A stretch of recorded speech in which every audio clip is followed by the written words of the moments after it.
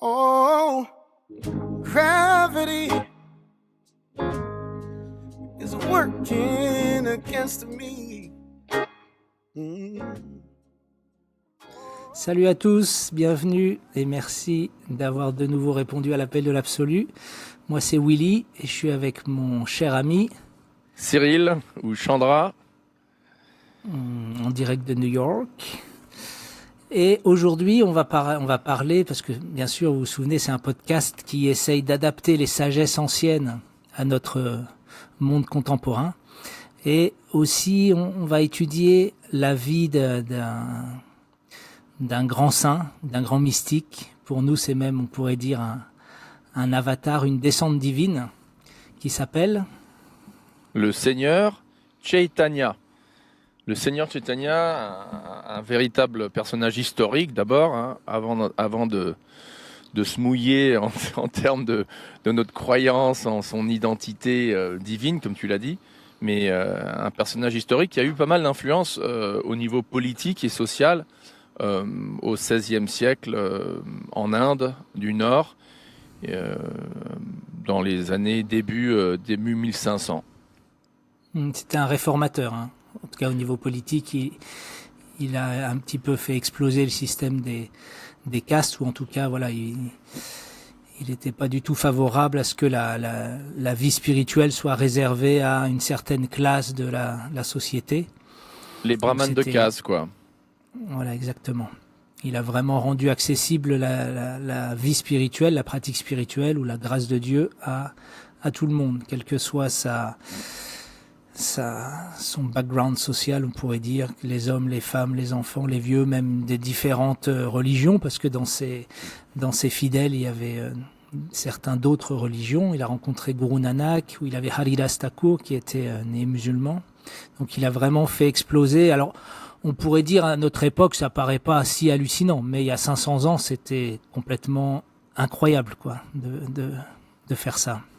Et donc, pourquoi est-ce que dédier un épisode à la figure du Seigneur Chaitanya, ou Chaitanya Mahaprabhu, comme il était connu, pourquoi est-ce que c'est important? À quoi ça sert? À quoi ça sert pour nos lecteurs, pour nos auditeurs, de passer la demi-heure à suivre, à écouter la biographie, le résumé de la philosophie ou de la théologie du Seigneur Chaitanya? Je pense déjà parce que souvent on le cite dans nos podcasts, donc c'est quand même, c'est bien d'avoir un minimum de connaissances, puis ça évitera peut-être de redire à chaque fois quelques mots sur lui. Et puis aussi parce que pour nous, en tout cas, dans notre lignée spirituelle, c'est vraiment l'épiphanie, ou je ne sais pas comment on pourrait dire, vraiment le chaînon par excellence. Exactement. C'est lui qui a vraiment apporté et démocratisé le champ congrégationnel des noms divins, donc vraiment l'absorption collective dans les trans en chantant vraiment ces noms divins. Et pour nous, voilà, c'est vraiment une des pratiques, voire même la pratique principale. Donc évidemment, c'est quelqu'un de très important pour nous. Mais bon, c'est toi qui as eu l'idée d'en parler, donc je pense que tu sais mieux que moi pourquoi. Non, là pas du tout. Peut-être non. J'allais dire peut-être non, enfin rien. Mais tu soulèves un point intéressant. Notre tradition, donc la tradition du Bhakti Yoga, de la conscience de Krishna, elle est aussi connue dans des cercles académiques comme le Vaishnavisme, donc du mot Vishnu, donc Vishnu, Krishna étant la même identité, Dieu avec un D majuscule, mais non seulement donc le Vishnouisme, mais le Vishnouisme Chaitanya. En anglais, ils appellent ça Chaitanya Vaishnavism, ou alors Gaudiya. Ouais, Gaudiya, donc venant de la région de Gauda, là où le Seigneur Chaitanya est apparu en effet. Donc comme tu le dis, notre tradition à nous, donc à toi et moi, est carrément intitulée après le nom de ce personnage. Oui. De Chaitanya, c'est le Vaishnavisme Chaitanya. C'est vraiment la racine. D'ailleurs, parfois, on a dans notre parampara, c'est-à-dire notre succession disciplique, de maître à disciple, Il me semble que quelque part, il y a vraiment cette métaphore de l'arbre avec un tronc qui se divise après en deux, etc., etc. Et donc le Avec main de Seigneur branche. Chaitanya, c'est vraiment le Seigneur Chaitanya, c'est vraiment le tronc, voire même peut-être la racine de Par- cet arbre. Je te suggère que on a donc 25 minutes qui nous restent. Pourquoi est-ce qu'on ne divise pas notre discussion en deux chapitres, si tu veux. D'abord, enfin, ça ne doit pas être exactement au niveau du temps, mais on pourrait parler d'abord de la vie en général, Mhm. des moments clés de la vie du Seigneur Chaitanya, et après, si tu veux, après parler un peu de ses préceptes fondamentaux, quoi. Mhm. Ouais, bonne idée. Vas-y alors. Bah, comme tu l'as si bien dit, il a apparu au Bengale. Ton micro, mets-le près de ta bouche. Donc il a apparu au Bengale, West Bengal, exactement à Navadvip, Mayapur. 1486. Voilà. Et une nuit où il y avait une éclipse.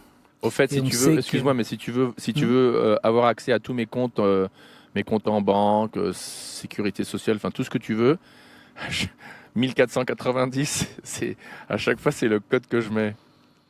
1486. Pardon, 1486, oui. D'accord. Bon, bah, je le saurais. Et donc, il y avait une éclipse ce soir-là. Et bon, pour ceux qui connaissent un petit peu l'astrologie védique, il est dit que c'est pas très auspicieux. En tout cas, quand il y a une éclipse, c'est bien de vraiment chanter constamment, être en prière, en fait, pour protéger de l'influence cette éclipse. Donc, au moment où il est apparu, toute la région chantait les noms divins, le nom de Hari, Hari, Hari. Et aller même dans le Gange, s'immerger dans le Gange en chantant pour contrecarrer, on pourrait dire, cette éclipse, l'influence de cette éclipse. Et à ce moment-là, alors que tout le monde chantait donc les noms de Hari, c'est à ce moment-là où le Seigneur Chaitanya a choisi d'apparaître dans ce monde, de naître comme un bébé, hein, comme un être humain en fait. J'ai deux petites questions Oui. à ce sujet précis que tu viens de soulever, Mhm. l'apparition ou la naissance. Qu'est-ce que cela signifie en termes de la mission à venir du Seigneur Chaitanya quand il serait plus grand, quand il deviendrait adulte? Le fait qu'il apparaisse dans un contexte où les gens chantaient les noms de Dieu. Et deuxièmement, au niveau de notre langage, Willy, quand un dévot de Krishna parle, par exemple, de Krishna ou du Seigneur Chaitanya, là, on parle plus de naissance. On n'utilise pas le mot « il est né en », sa naissance était. On parle plus « il est apparu ». Et comme tu l'as dit il y a une minute, tu as dit « il a choisi d'apparaître ».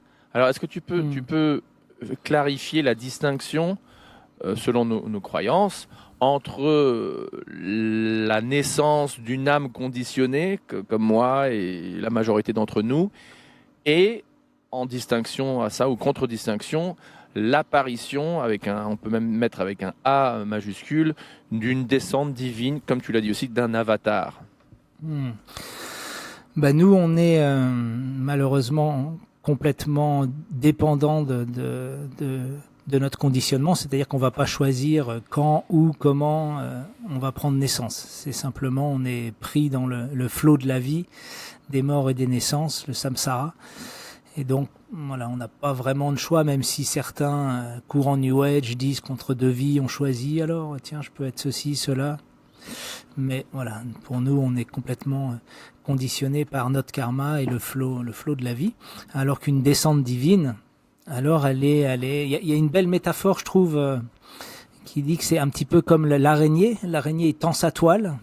Tous les autres insectes, s'ils arrivent dans la toile d'araignée, ils sont complètement conditionnés, coincés. Alors que l'araignée, elle peut marcher tranquillement sur sa toile sans être conditionnée. Donc, le divin, Dieu, en fait, il étend sa toile, qui est ce monde de dualité, ce monde matériel. Toutes les âmes conditionnées sont coincées dedans et ont très peu de libre arbitre. Très peu de libre arbitre, En tout cas, peuvent pas choisir. En tout cas, tiens, je vais naître à tel endroit, alors que quand l'araignée divine, donc Dieu descend sur sa toile dans ce monde matériel. L'araignée divine, j'adore. Alors, elle peut complètement choisir où elle va, quand, comment, etc.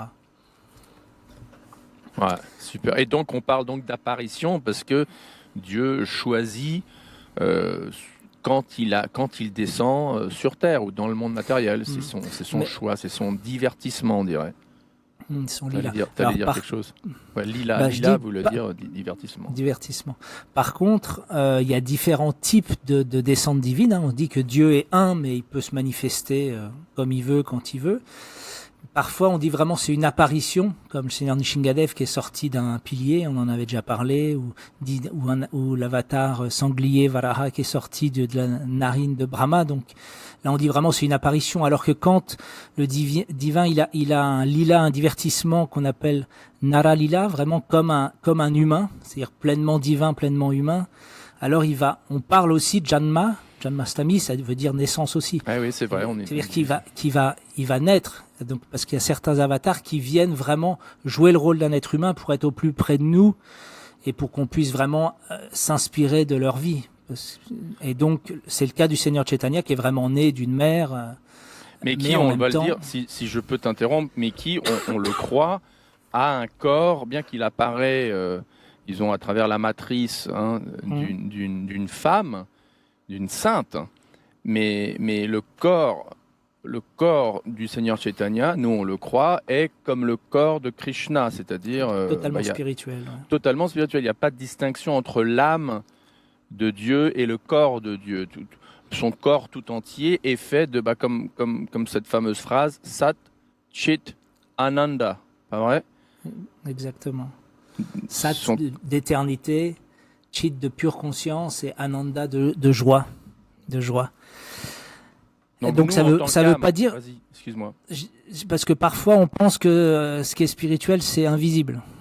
Mm. Mais en fait ce qui est spirituel c'est tout puissant et il fait ce qu'il veut. Donc ce qui est spirituel peut être invisible, mais ce qui est spirituel, s'il décide de se manifester à nos yeux dans un corps totalement spirituel, il sera manifesté à nos yeux. Donc Et en parce que poussant quand on ça dit juste... excuse-moi encore une vas-y, fois. il y a un vas-y. petit Non, délai. non. Bah, Vas-y. En poussant ton idée juste un tout petit peu plus loin au niveau de la pratique du dévot de Krishna sur Terre, le dévot ou la dévote de Krishna adore ou offre par exemple des mets comme au Chantilly. J'espère que c'est pas un secret, mais est-ce que je peux le dire ou pas? Ouais, bien Des- sûr. Chaque plat que tu offres au Chantilly, au restaurant vegan, que si vous avez la chance de passer par Dijon, allez-y. Donc tous les mets que tu offres à tes clients au Chantilly sont d'abord offerts symboliquement à une image, à une peinture, à une image de Krishna sur ton petit hôtel que tu as dans un coin, dans un coin de ta cuisine. Ce qui veut dire que comme tu l'as super bien dit, je trouve, Dieu, s'il veut, il peut, bien qu'il est 100% spirituel, il peut se faire voir, quoi, visuellement. Il peut être visible à son adorateur, qui essaye de se connecter à lui avec ses sens imparfaits et ses sens matériels. Et donc, d'où cette notion d'iconographie, de murti seva, comme on dit, de l'adoration de non seulement des images, mais carrément des images trois-dimensionnelles, des statues de Krishna, auxquelles on offre des offrandes de guirlandes, de fleurs, de nourriture, etc. Et ces murtis ou ces formes de Dieu sont considérées par nous, par l'adorateur, comme étant non